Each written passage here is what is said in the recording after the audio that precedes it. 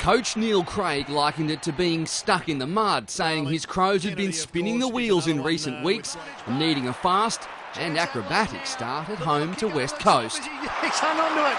Right. Can Adelaide get the first goal? Adelaide at home, the sun shining and knowing that their season was in the balance, finding space in the opening quarter and converting. Frees up right for his second goal. Yes, indeed. Matthew Wright with the two opening majors, the Eagles hitting back after this free kick. Does it work for the Eagles? Free kick. Lacroix wins the free kick, it does. It's a very good kick of the football. Shouldn't be a problem for him. 25 metres out, directly in front, straight over the goal umpire's head. Adelaide knew they needed to keep the ascendancy early on. Patrick Dangerfield getting this away for Jack Gunston to boot another. Wright nearly had his third soon after but couldn't get the bounce. The Crows with all the running but unable to extend their lead and remaining 10 points up at the first break. The Eagles coming out firing upon the resumption. To the goal square, mark. It's Cox. Dean Cox putting the visitors within 4 as they stepped up the pace in the second term and went in front 5 minutes in. The Eagles go for Rose's kick is an absolute beauty.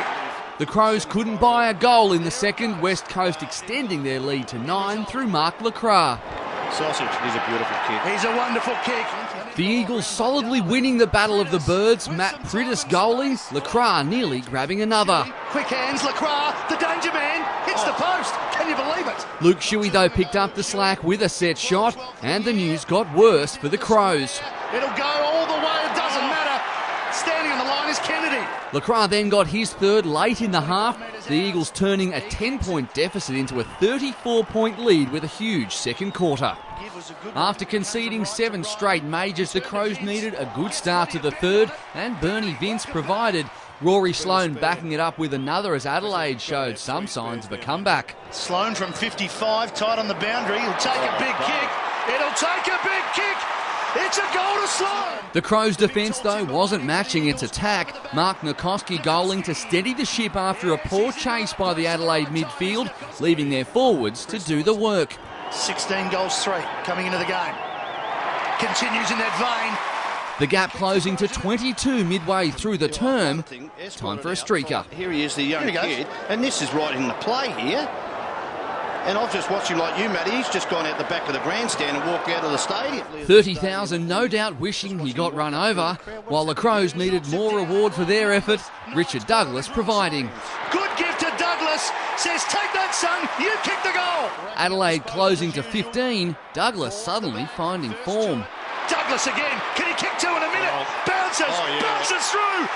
That's another one to the Crows. The belief back after a shocking second quarter. Within 11 at the final break, West Coast needing the first and nearly denied.